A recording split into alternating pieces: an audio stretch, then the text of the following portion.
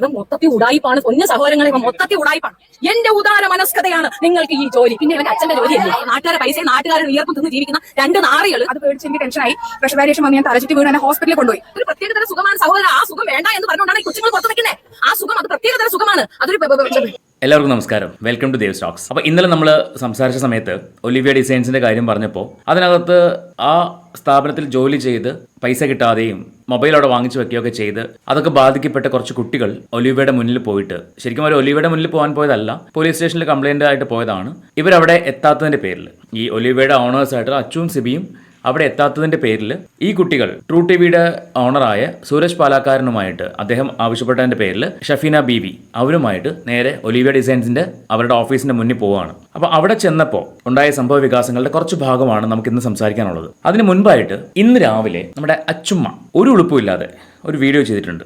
അവരുടെ സ്ഥിരം പാറ്റേൺ, ഞാൻ കഴിഞ്ഞ ദിവസം പറഞ്ഞ പോലെ ഈ വിഷയവുമായിട്ട് ബന്ധപ്പെട്ട തമ്പനയിലുമായിട്ട് വന്ന് വീഡിയോകൾ ചെയ്യുന്നുണ്ട്.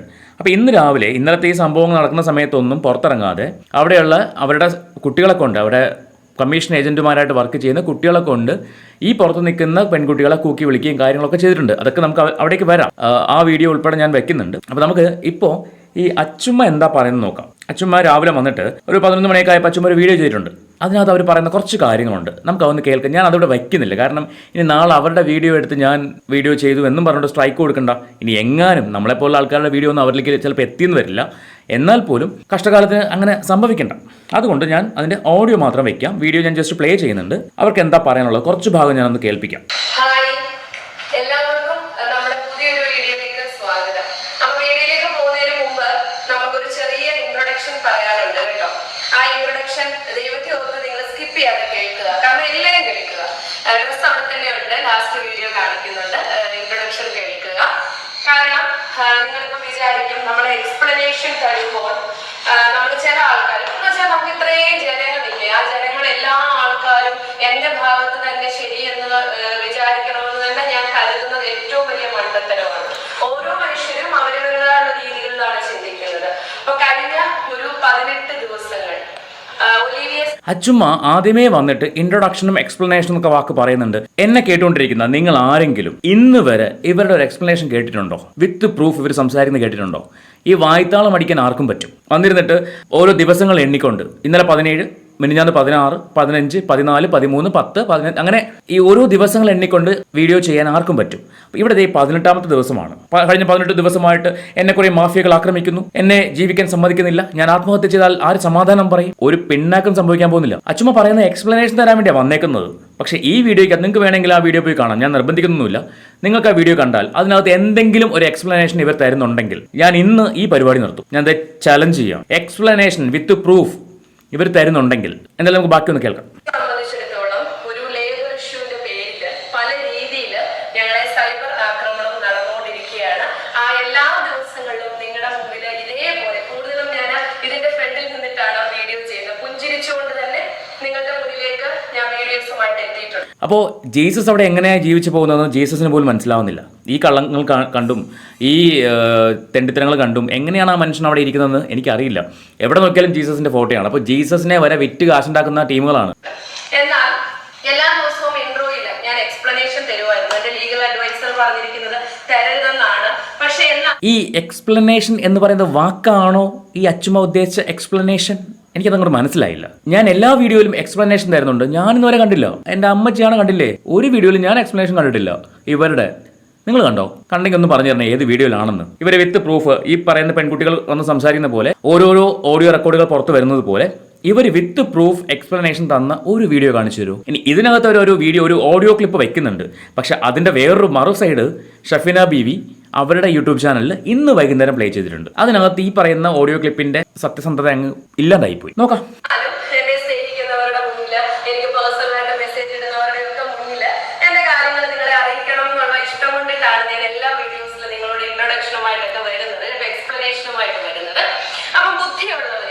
പിന്നെയും എക്സ്പ്ലനേഷൻ അല്ല, ഈ അയമ്മയ്ക്ക് എക്സ്പ്ലനേഷന്റെ ആ വാക്കിന്റെ അർത്ഥം അറിയാഞ്ഞിട്ടാണോ ഇതിങ്ങനെ ഇടയ്ക്കിടയ്ക്ക് പറഞ്ഞുകൊണ്ടിരിക്കുന്നത്? അച്ചുമ്മ, എക്സ്പ്ലനേഷൻ എന്ന് പറഞ്ഞാൽ വിശദീകരണം. നമുക്ക് എന്തെങ്കിലും കാര്യങ്ങൾ പറയാനുണ്ടെങ്കിൽ അത് വിത്ത് പ്രൂഫ് സംസാരിക്കുന്നതാണ് എക്സ്പ്ലനേഷൻ. അറിയില്ലെങ്കിൽ ഒന്ന് മനസ്സിലായിക്കോ. വിദ്യാഭ്യാസത്തിൻ്റെ കുറവുണ്ടായിരിക്കാം, അറിയില്ല കേട്ടോ, ഏതൊരു പഠിച്ചിട്ടുണ്ടെന്ന് എനിക്ക് അറിയത്തില്ല. കാരണം ഇവിടെ എക്സ്പ്ലനേഷൻ എന്ന് പറയുന്ന വാക്ക് ഇവർ നാഴികയ്ക്ക് 100 വട്ടം പറയുന്നുണ്ട്, പക്ഷെ ഒരു വിശദീകരണവും ഞാൻ കേട്ടില്ല. ഞാൻ വീണ്ടും വീണ്ടും അത് പറയുകയാണ്, ഞാൻ കേട്ടില്ല. അല്പം കോമൺ സെൻസ് ഉള്ളവര് ഒരു പബ്ലിക്കുമായിട്ടൊക്കെ ഓരോ മേഖലകളിൽ പ്രവർത്തിച്ചിട്ടുള്ളവരൊക്കെ എന്റെ ഈ ഒരു കാര്യങ്ങൾ കേട്ടിട്ട് അത് തെറ്റുണ്ടോ ശരിയുണ്ടോ എന്ന് സ്വയം ഒന്ന് വിലയിരുത്തി നോക്കുക. നിങ്ങളൊരു തെറ്റാണ് സ്ത്രീയെ, 100% തെറ്റാണ്. 1% പോലും ചൂണ്ടിക്കാണിക്കാനില്ല. പക്കാ ഫ്രോഡ്, പറയാണ്ടിരിക്കാൻ വയ്യ. പെണ്ണിന് പെണ്ണാണ് ശത്രു എന്ന് കേട്ടിട്ടില്ലേ? അതിന് ഉത്തമ ഉദാഹരണമാണ് ഒലിവിയ ഡിസൈൻസ് ബൈ അച്ചു എന്ന് പറയുന്ന ഈ സ്ത്രീ. പെണ്ണിന് പെണ്ണാണ് ശത്രു എന്ന് പറയുന്നതിന് ഉത്തമ ഉദാഹരണം.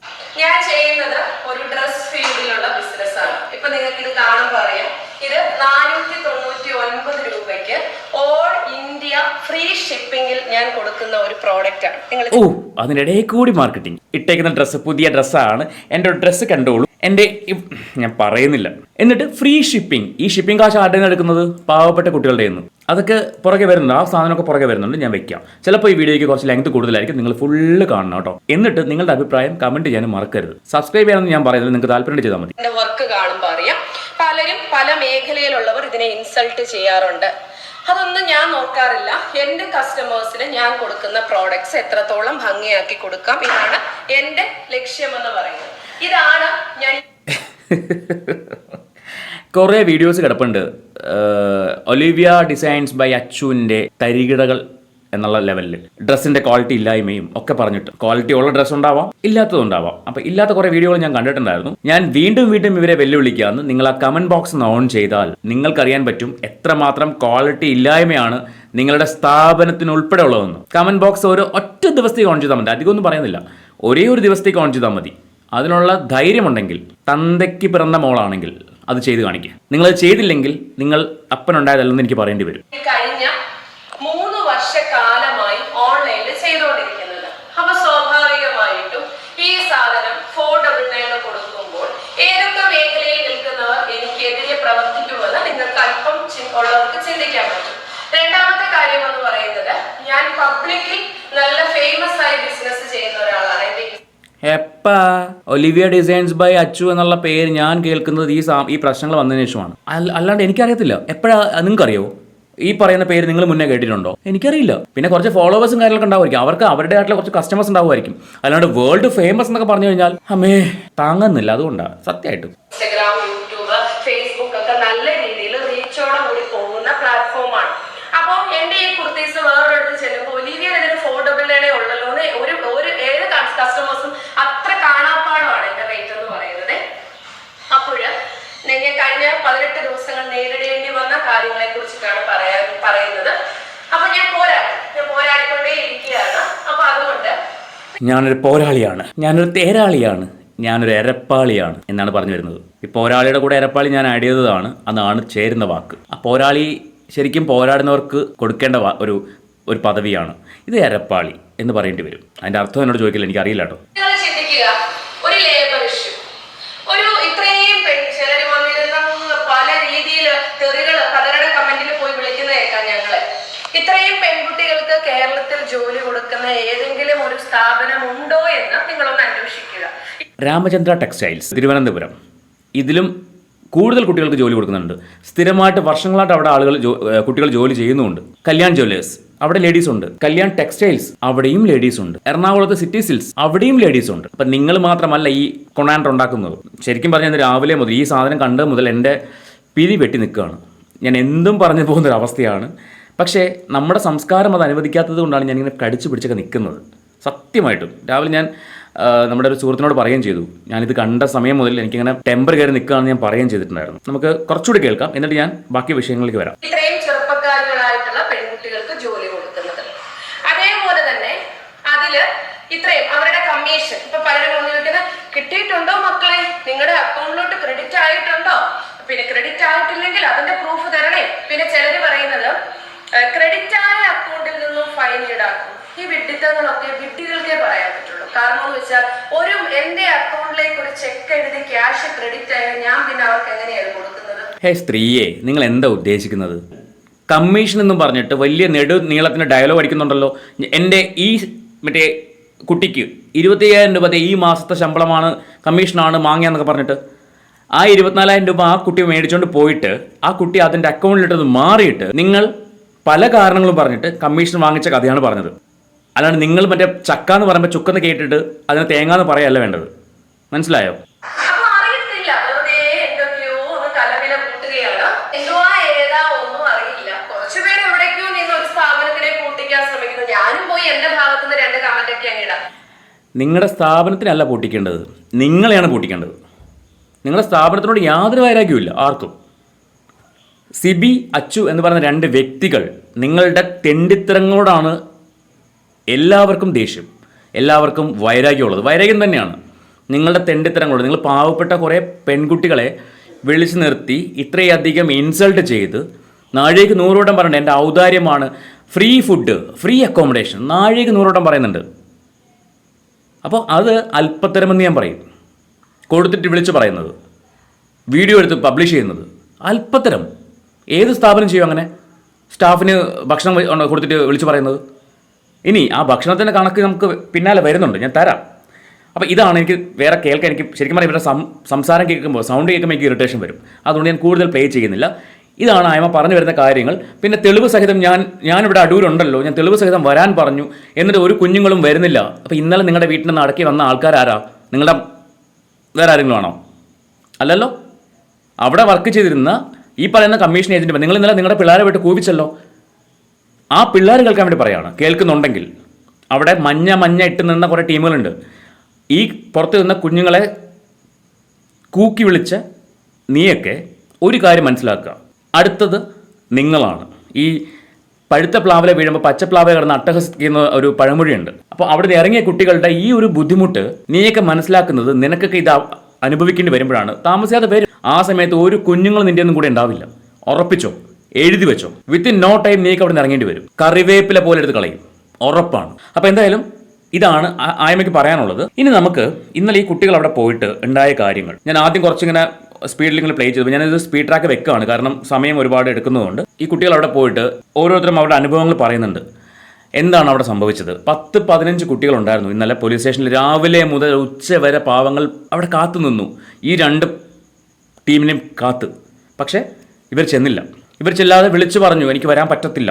എനിക്ക് മനസ്സിലാവാത്ത, അടൂർ പോലീസ് സ്റ്റേഷൻ എന്താ മറ്റേ സിനിമ കാണാൻ വയ്ക്കുന്ന സിനിമാ തിയേറ്ററാണോ? അവിടുത്തെ പോലീസുകാർ വിളിപ്പിച്ചു എന്ന് പറയുന്നുണ്ട്. ഇവർ പോയോ ഇല്ലെന്നൊന്നും അറിയത്തില്ല. അതിൻ്റെ മറ്റു വിവരങ്ങളൊന്നും ഇതുവരെ കിട്ടിയിട്ടില്ല. പറഞ്ഞു വന്നത്, ഇത്രയും കാലങ്ങളായിട്ട് അവിടെ ഇത്രയും തെണ്ടിത്തരങ്ങൾ നടന്നിട്ടും അവിടെ നാട്ടുകാരോ അല്ലെങ്കിൽ പോലീസോ അല്ലെങ്കിൽ മറ്റാരും അനങ്ങുന്നില്ല. അയൽക്കാർക്ക് ഇവരെ പേടിയാണ്. ഇതെല്ലാം ഇന്ന് ഈ പറയുന്ന ഷെഫീന ബീവി അവരുടെ യൂട്യൂബ് ചാനൽ കയറി കഴിഞ്ഞാൽ അറിയാൻ പറ്റും എന്താണ് അവിടെ നടന്നത്.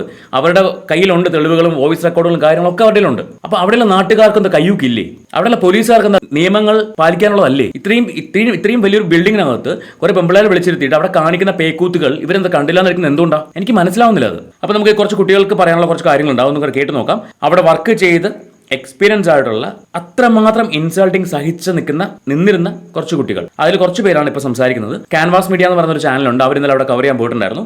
അപ്പോൾ അവർ ചോദിക്കുന്ന കുറച്ച് ചോദ്യങ്ങൾ, സൂരജ് പാലക്കാരൻ പോയിട്ട് പുള്ളി കയറിയില്ല അകത്തോട്ട്. കാരണം ഇവളുമാരിനെ അകത്ത് കയറിയിട്ട് ഞങ്ങളെ പീഡിപ്പിച്ചെന്ന് പറഞ്ഞാൽ ഞാൻ മനുഷ്യൻ പെട്ടുപോകും. അതും ചെയ്യുന്ന ടീമുകളാണ്. ഞാൻ പറയുന്നില്ല അവിടെ നിൽക്കുന്ന ഇന്നലെ ഈ കൂക്കി വിളിച്ച പെൺപിള്ളേരെ കുറിച്ച് ഞാൻ പറയുന്നത്. നിങ്ങൾക്കൊന്നും വീട്ടിൽ അച്ഛനും അമ്മയൊന്നും ഇല്ലേ? അല്ലെങ്കിൽ ആങ്ങളമാരൊന്നും ഇല്ലേ? അവരാരും ഒന്നും കാണുന്നില്ലേ? എനിക്കറിയാത്ത ഞാൻ ചോദിക്കാം, ക്ഷമിക്കണം. എൻ്റെ വോയിസ് റേസ് ആവുന്നുണ്ട്, അത് അത്രമാത്രം ഇറിറ്റേറ്റഡ് ആയിട്ട് നിൽക്കുന്നുണ്ട്. കുറേ കുട്ടികൾക്ക്, കുറേ കുഞ്ഞുങ്ങൾ, നമ്മളിപ്പോൾ ഇവിടെ നിന്ന് സംസാരിക്കുന്നുള്ളൂ. പക്ഷേ ഇന്നലെ ആ ഒരു സ്ത്രീ, അവർക്ക് സുഖമില്ലാത്തവരാണ്, കാല് വയ്യാത്തവരാണ്. അവിടെ പോയിട്ട് ഇയാൾ പറഞ്ഞ വാക്കിൻ്റെ പേരിൽ, ഈ സിബി എന്ന് പറയുന്ന നെറികെട്ടവൻ പറഞ്ഞ വാക്കിൻ്റെ പേരിൽ കഴിഞ്ഞ 1-2 ആഴ്ച അവർ കാത്തിരുന്നു എന്തെങ്കിലും കോംപ്രമൈസ് ആവുമെന്ന് വിചാരിച്ചിട്ട്. പക്ഷേ ഇയാൾ ഒറ്റ തന്തയ്ക്ക് പറഞ്ഞവനല്ലെന്നും മനസ്സിലായി. പറഞ്ഞ വാക്ക് മാറ്റി പറഞ്ഞു, എനിക്ക് അവർക്കൊന്നും കൊടുക്കാൻ പറ്റില്ല എന്ന് പറഞ്ഞു, കോമ്പൻസേഷൻ കൊടുക്കാൻ പറ്റില്ല എന്ന് പറഞ്ഞു. അതിൻ്റെ പേരിലാണ് ഇവർ ഇന്നലെ അവിടെ ചെന്നത്. അപ്പോൾ അവിടെ ഉണ്ടായ കോലാഹലങ്ങൾ നമുക്കൊന്ന് കണ്ടിട്ട് വരാം. ഒന്നാമത് അവർ വെല്ലുവിളിച്ചു, ഇത്രയും പിള്ളേർ ഇങ്ങനെയുള്ളവർ എന്തുകൊണ്ട് മുന്നിൽ വരുന്നില്ല? ഞങ്ങൾക്ക് ഞങ്ങളുടെ ഇത്രയും പെൺപിള്ളേരാണ് കാണുന്നവർക്ക് ഊഹിക്കാൻ പറ്റും. പക്ഷേ അവർ വെല്ലുവിളിച്ച് അവരുടെ വീട്ടിന് മുന്നിൽ ഞങ്ങൾക്ക് സംസാരിക്കും. ഞാൻ കാര്യം പഠിക്കേണ്ട ആവശ്യമില്ല, കാരണം ഞങ്ങൾ തെറ്റും ചെയ്തിട്ടില്ല. തെറ്റ് ചെയ്തത് മുഴുവൻ ഞങ്ങളോടാണ്. ഇപ്പം എന്റെ കേസ് എടുക്കുകയാണെങ്കിലും ഞങ്ങൾക്ക് അനുഭവം വന്ന കാര്യം, അതായത് ഞങ്ങൾ ആരെയും അപവാദം ഇല്ലാത്ത കാര്യം അപവാദം പറഞ്ഞിട്ടില്ല. ഞങ്ങളൊക്കെ കമന്റ് ഇട്ടേക്കുന്നതും ഇവിടെ നടന്നു നമ്മൾ നേരിട്ട് കണ്ട് അനുഭവിച്ചുള്ള കാര്യങ്ങൾ മാത്രമേ പറഞ്ഞിട്ടുള്ളൂ. അതിന് വേണ്ടിയാണ് എൻ്റെ അമ്മേന്റെ ഫോട്ടോ എടുക്കാൻ വെച്ച് ഞങ്ങൾ പറയാത്ത കാര്യങ്ങൾ തിരിച്ചു മറിച്ചും പറഞ്ഞ് ഉള്ളത് പറഞ്ഞിട്ട് അവർ കുഴപ്പമില്ല, ഞങ്ങൾ പറഞ്ഞ കാര്യം പറഞ്ഞോട്ടെ, അതും പ്രശ്നമില്ല. ഇല്ലാത്ത കാര്യങ്ങൾ പറഞ്ഞ് എന്റെ നമ്പർ അടക്കിട്ടാണ് അവർ വീഡിയോ ചെയ്തേക്കുന്നത്. എനിക്ക് അൺനോൺ കോൾ ഒരുപാട് വിളിക്കുന്നവരാരും ഞങ്ങളോട് മോശം പറയുന്നില്ല, അതായത് ഞങ്ങളെ സപ്പോർട്ട് ചെയ്തിട്ടാണ് പറയുന്നത്. പക്ഷേ ഈ പറയുന്ന കോളുകൾ വരുമ്പോൾ സ്വാഭാവികമായിട്ട് പെൺകുട്ടി എന്നുള്ള നിലയ്ക്ക് അറിയാത്ത നമ്പറിൽ നിന്ന് രാത്രിയും പകലും ഇല്ലാണ്ട് കോളും മെസ്സേജുകളും വരുമ്പോൾ ബുദ്ധിമുട്ടാണ്. മാത്രമല്ല ഞങ്ങളെടുത്ത് പിടിച്ചു വെച്ച ഫോണ്, ഞങ്ങളുടെ പേരിൽ ഞങ്ങൾ എടുത്ത സിമ്മുകൾ, പിന്നെ ഞങ്ങളുടെ കൂട്ടത്തിൽ പലർക്കും അവരുടെ സാലറിയിൽ നിന്ന് കട്ട് ചെയ്തിട്ടുള്ള ഒരു ഡെപ്പോസിറ്റ് എന്ന് പറഞ്ഞാൽ കട്ട് ചെയ്തിട്ടുള്ള പൈസകൾ ഇത് അത്രയും പേര് കൊടുക്കാനുണ്ട്. എനിക്ക് 51,885 രൂപ കിട്ടാനുണ്ട്. അതായത് 2 മാസത്തെ സാലറി, അത് കമ്മീഷൻ 2 മാസത്തെ സാലറി ഉണ്ട്, 4 മാസത്തെ ഡെപ്പോസിറ്റും ഉണ്ട്. അത് കൂടാതെ എന്റെ മുദ്രപത്രവും ചെക്ക് ലീഫും ഉണ്ട്. അത് അത് ഒരു വീഡിയോ പറഞ്ഞിട്ടുണ്ടായിരുന്നു. ബോണ്ട് ഞങ്ങൾ വാങ്ങിച്ചിട്ടുണ്ട്. പലതേന്ന് മേടിച്ചിട്ടുണ്ട്, പലതേന്ന് മേടിച്ചിട്ടില്ല. അതായത് നമ്മൾ 10 ദിവസം ട്രെയിനിങ് കഴിഞ്ഞിട്ട് നമ്മളെ കൊണ്ട് ബോണ്ട് എഴുതിക്കുന്നുണ്ട്, അത് എഴുതി പിടിപ്പിക്കുന്നുണ്ട്. അത് നമുക്കൊരു ടോപ്പിക് തരുന്നുണ്ട്, അതിനിടയിൽ നമ്മളത് എഴുതി അത് അംഗീകരിച്ചു. പക്ഷേ ഞാൻ കയറിയ ടൈമിൽ എനിക്ക് പ്രശ്നം ഉണ്ടായിരുന്നില്ല. ഞാൻ ഈ കഴിഞ്ഞ ഒക്ടോബറിലാണ് ഞാൻ ഇറങ്ങിയത്. നമ്മളോട് ഒരു 3 മാസം, അതായത് 90 ദിവസം കാലാവധി പറയുന്നുണ്ട്. അത് ഓക്കെ, സ്ഥാപനത്തിലായ ഒരു റോളാണ്, അത് ഞാൻ സമ്മതിക്കുന്നു. 90 ദിവസം കഴിഞ്ഞ് അവരെ കോൺടാക്ട് ചെയ്തു. ഞാൻ കഴിഞ്ഞ് ഇറങ്ങിയവർക്ക് കൊടുക്കുന്നുണ്ട് സാലറി, എനിക്ക് അത് കിട്ടിയില്ല. അതിന്റെ കൂടെ അവർക്ക് ചിലർക്ക് കൊടുത്തിട്ടുണ്ട്, ചിലർക്ക് കൊടുത്തിട്ടില്ല. ഞങ്ങൾ രണ്ടും ഒരുമിച്ച് ഇറങ്ങിയതാണ്, ഞങ്ങൾക്ക് രണ്ടുപേർക്കും തന്നിട്ടില്ല. അല്ല, ഞാൻ വേറെ കാര്യം ചോദിക്കട്ടെ, ഇപ്പൊ ഈ മുദ്രപത്രവും ചെക്കും കൊടുത്തിട്ടില്ല എന്നവർ പറഞ്ഞാൽ എന്ത് നിലപാടാണ്? ഇതിപ്പോ നമുക്ക് ഫോട്ടോ എടുത്ത് വെക്കാൻ സമ്മതിക്കത്തില്ല അവര്. കാരണം അവര് എഴുതിയെടുക്കുമ്പോൾ തന്നെ ചുറ്റിലും ആൾക്കാർ നമുക്കൊന്നത് റെക്കോർഡ് ചെയ്യാനോ ഒന്ന് ഫോട്ടോ എടുക്കാനുള്ള പെർമിഷൻ അല്ല. അല്ലാതെ നമ്മൾക്ക് ഇവിടെ കത്തിക്കാനോ വെട്ടിക്കാനോ ഇവിടുത്തെ മെറ്റിക്കോളൊക്കെ കൊണ്ടുപോയി നമ്മൾ സെയിൽ ചെയ്യാൻ വേണ്ടിയിട്ടൊന്നല്ല. അപ്പൊ നമ്മൾ ജോലി ചെയ്യാൻ ഞങ്ങൾക്ക് ബുദ്ധിമുട്ടോടെ നമ്മൾ ജോലി ചെയ്യാൻ വരുന്നു. ആ സാലറിയോട് നമ്മൾ ജീവിക്കാൻ ഉദ്ദേശിച്ചാൽ വരുന്നത്. പക്ഷേ ഇത്രത്തോളം നമ്മൾ പറഞ്ഞുണ്ടാക്കുമെന്നോ ഇത് ഞങ്ങൾ കസ്റ്റമർ ചെയ്തിട്ടില്ല. പക്ഷേ എന്തെങ്കിലും പ്രൊഡക്റ്റ് അവർക്ക് ഇഷ്ടപ്പെടാതെ റിട്ടേൺ വരുന്ന സമയത്ത് കംപ്ലൈന്റ് വരാറുണ്ട്. എനിക്ക് ഫോണിന് 43,000 രൂപ, 4,30,000 രൂപയ്ക്ക് ബിസിനസ് ചെയ്തിട്ട് എന്റെ കമ്മീഷൻ 43,000 രൂപ. അത് എനിക്ക് 23,000 രൂപ തന്നിട്ട് ബാക്കി 20,000 രൂപ വെച്ചേക്കാം. ഒരുപാട് സ്റ്റാഫുകൾക്ക് വയ്യാതെ വന്നിട്ട് ഞാനും ഇവിടെ ഒരു കുട്ടിയുണ്ട്, ഞങ്ങൾ ഹോസ്പിറ്റലിൽ കൊണ്ടുവരുന്നത്. ആ സമയത്ത് ഇവിടെ പ്രൊഡക്റ്റ് മിസ് ആയിട്ടുണ്ട്, CC ക്യാമറ പോലും ആകത്തില്ല. എന്നിട്ട് ആ മിസ്സായ പ്രൊഡക്റ്റ് കസ്റ്റമർക്കുള്ള ക്യാഷ് ഞാനാണ് കൊടുത്തത്. ഇത് അവൾക്കറിയാം. എന്റെ എത്രയോ പ്രൊഡക്റ്റ് എനിക്ക് മിസ് ആയിട്ടുണ്ട്. 20,000 രൂപ 6,000 രൂപ ഞാൻ റീഫണ്ട് കൊടുത്തു. എന്നിട്ട് ഞാൻ മാഡത്തിൽ എനിക്ക് തന്ന സാലറി എടുത്ത് കൊടുത്തു. എന്നിട്ട് ഞാൻ മാഡത്തിൽ ക്യാഷ് ഇല്ലാതെ മാഡത്തെ വിളിച്ച് പറഞ്ഞു, മാഡം എന്റെ ക്യാഷ് അവിടെ ഉണ്ടല്ലോ, കാരണം 33,000 രൂപ കിടപ്പുണ്ട്. അപ്പൊ അതിന് എനിക്ക് കംപ്ലൈന്റ് കൊടുക്കാൻ വേണ്ടി പൈസ തരുമെന്ന് വെച്ചാൽ എടുത്ത് വഴി പറഞ്ഞു. കസ്റ്റോലിയിൽ കംപ്ലൈന്റ് വന്നു കഴിഞ്ഞാൽ എന്ത് ചെയ്യണമെന്ന് എനിക്ക് അറിയാമെന്ന് പറഞ്ഞു. ഞാൻ പറഞ്ഞ എനിക്ക് മനസ്സിലായില്ല, നമ്മുടെ എടുത്ത് വഴി പറഞ്ഞു. സുഖിനെ ഞാൻ കേസ് കൊടുത്ത് ജയിലിലാക്കും, സുഖിനെ ഫേസ് വെച്ചിട്ട് വീഡിയോ ചെയ്യുന്നു. അപ്പൊ ഞാൻ പറഞ്ഞു, മാഡം അങ്ങനെ അത്രയും വലിയ തെറ്റ് ഞാൻ ജയിലിലാക്കണമെങ്കിൽ നമ്മൾ ഒരു കൊലപാതകം ചെയ്യണം, അല്ലെങ്കിൽ വേറെ എന്തെങ്കിലും തെറ്റ് ചെയ്യണം. അത്രയും വലിയ തെറ്റ് ഞാൻ ചെയ്തിട്ടുണ്ടെങ്കിൽ മാം ജയിലിൽ ഇട്ടോളൂ. അങ്ങനെ പുള്ളിക്കാരൻ എന്നെ ബ്ലോക്ക് ചെയ്തത്. ഒരു കൊല്ലം വരെ അത്രയും നല്ല രീതിക്ക് മാത്രമേ നിന്നിട്ടുള്ളൂ. ഞങ്ങൾ ഫ്രണ്ട്സ് എല്ലാവരും അങ്ങനെ നിന്നിട്ടുള്ളൂ. പക്ഷേ ഫ്രണ്ട്ഷിപ്പ് പാടത്തില്ല, ഒരു കാര്യം നമുക്ക് ഷെയർ ചെയ്യാൻ പറ്റില്ല, ഒന്നും പറ്റില്ല. അങ്ങനത്തെ സിറ്റുവേഷൻ ആണ്. പിന്നെ ഇവര് ഞങ്ങളുടെ കട്ടിങ് വന്നു, 5,000 8,000 വെച്ച് കട്ട് ചെയ്യാം. നമ്മളിപ്പോൾ സാലറി നമ്മുടെ ആവശ്യത്തിന് വേണ്ടിയിട്ട് മാറ്റി വെക്കാൻ വേണ്ടി നിൽക്കുന്ന സമയത്ത് ചെക്ക് മേടിക്കാൻ പോകണം, ഇത്രയും രൂപ കട്ട് ചെയ്തെന്ന് അറിയുന്നത്. അപ്പൊ അങ്ങനെ വന്നപ്പോഴാണ് ഞാൻ സെയിം ചെയ്തത്. എനിക്ക് ഫൈനും കാര്യങ്ങളൊക്കെ ഉണ്ട്. അപ്പോൾ ഏത് ഓഫീസ് ആകുമ്പോൾ ഒരു റൂളുകളില്ല, അതേപോലത്തെ റൂളായിട്ട് ഞങ്ങൾ അംഗീകരിച്ച ഒരു വർഷത്തോളം ഞാൻ ഇവിടെ നിന്നിട്ടുണ്ടായിരുന്നത്. പിന്നെ ഇത് നമുക്ക് ഇത്രയും എമൗണ്ട് ഉണ്ടാക്കുക, കട്ട് ചെയ്യുക. ഓണത്തിന് പറഞ്ഞാൽ ഞങ്ങൾ ഉറങ്ങിയിട്ടില്ല ഒരു മാസം. അങ്ങനെ ഉണ്ടാക്കി അമ്മയ്ക്ക് വിളിച്ചത് എന്താ കോലം ചോദിച്ചത്. അങ്ങനെ ഉണ്ടാക്കിയ ക്യാഷാണ് 20,000 കട്ട് ചെയ്ത്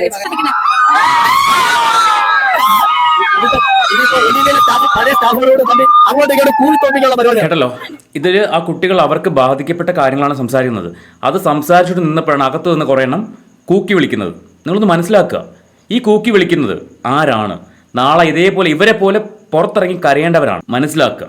അപ്പോൾ അച്ചുവിനോട് പറയാനുള്ള കാര്യം, ഇനിയെങ്കിലും വന്ന് മെഴുകരുത്. മെഴുകുന്നുണ്ടെങ്കിൽ കമന്റ് ബോക്സ് ഓൺ ചെയ്തിട്ട് മെഴുകിക്കോ. നിങ്ങളുടെ ഇഷ്ടമാണ് കമന്റ് ബോക്സ് ഓൺ ചെയ്യണോ, എന്ത് മാങ്ങ ഉണ്ടാക്കണം എന്നുള്ളത്. പക്ഷേ ആളുകളെ പൊട്ടന്മാരാക്കരുത്. നിങ്ങളുടെ സബ്സ്ക്രൈബേഴ്സായിട്ടുള്ള ആളുകളെ നിങ്ങൾ എന്തായാലും പൊട്ടന്മാരാക്കി നിർത്തേക്കാണ്. അച്ചു മറ്റേ ദൈവമാണ്, മാങ്ങയാണ്, തേങ്ങയാണ് എന്ന് പറഞ്ഞാണ് അവർ നിൽക്കുന്നത്. പുറത്ത് കുറച്ച് ആൾക്കാരുണ്ട്, ഇതൊക്കെ കണ്ടിട്ടും എല്ലാം മനസ്സിലാക്കി വച്ചിരിക്കുന്ന കുറച്ച് ആൾക്കാർ, മനസ്സിലായോ?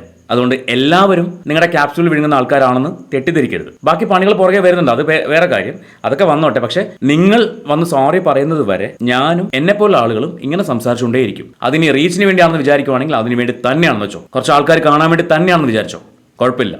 പക്ഷെ സംസാരിക്കുക തന്നെ ചെയ്യും. ബൈ.